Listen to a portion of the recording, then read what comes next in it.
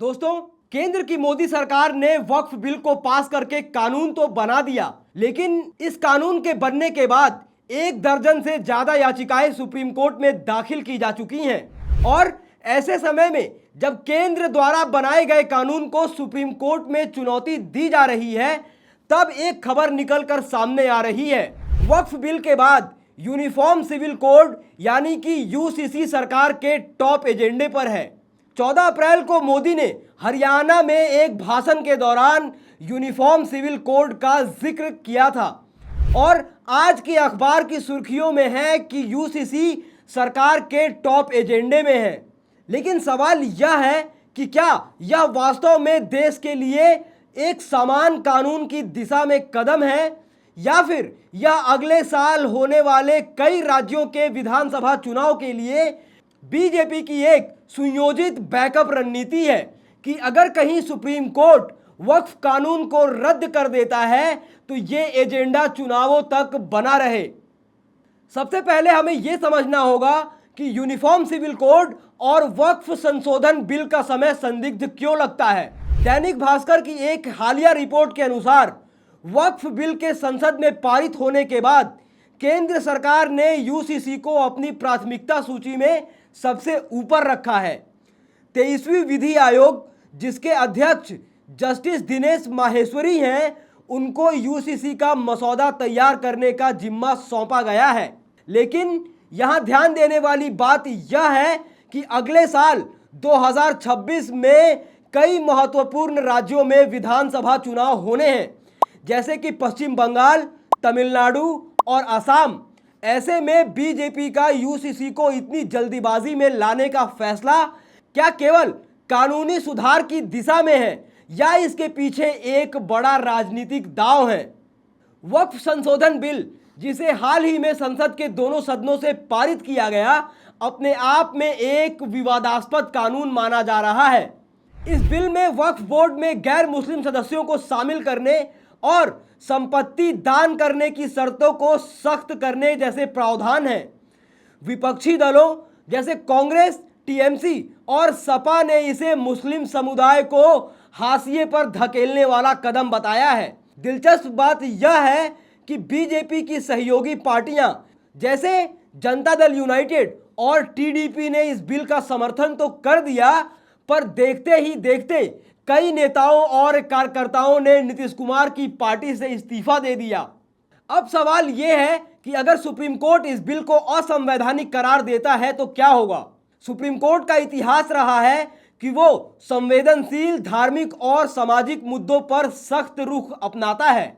अगर वक्फ बिल को रद्द किया जाता है तो बीजेपी के पास एक नया मुद्दा होगा जिससे वह विपक्ष की तुष्टीकरण नीति के खिलाफ भुनाने की कोशिश करेगी। यह बीजेपी को एक बार फिर से ध्रुवीकरण की राजनीति करने का मौका देगा। यूसीसी को लेकर बीजेपी का रुख हमेशा से स्पष्ट रहा है। वो इसे एक राष्ट्र एक कानून के नारे के साथ जोड़ती है। उत्तराखंड में यूसीसी लागू करने के बाद बीजेपी इसे अन्य राज्यों में भी लागू करने की बात कर रही है।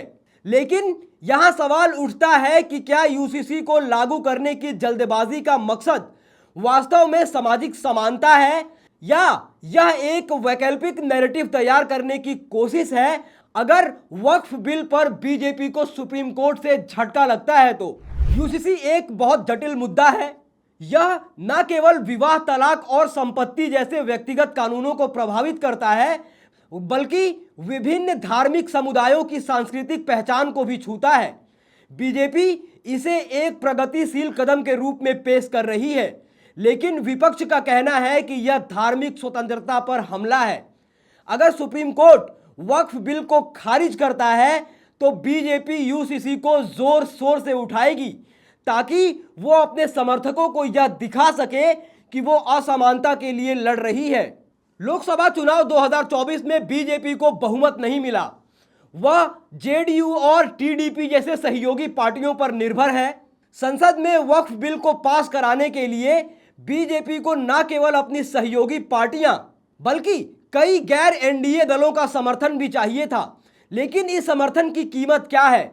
जेडीयू और बीजेडी में वक्फ बिल के समर्थन के बाद उठे विवादों से साफ है कि यह दल इस मुद्दे पर पूरी तरह से सहज नहीं है। ऐसे में बीजेपी को एक वैकल्पिक मुद्दे की जरूरत है जो सहयोगी दलों को भी स्वीकार्य हो।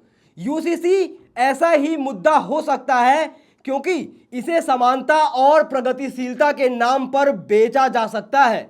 बीजेपी की राजनीति का एक बड़ा हिस्सा ध्रुवीकरण पर आधारित रहा है, चाहे वो राम मंदिर हो, नागरिकता संशोधन कानून हो या अब वक्फ बिल हो। इन सभी मुद्दों में एक समानता है, ये समाज को धार्मिक आधार पर बांटने की क्षमता रखते हैं।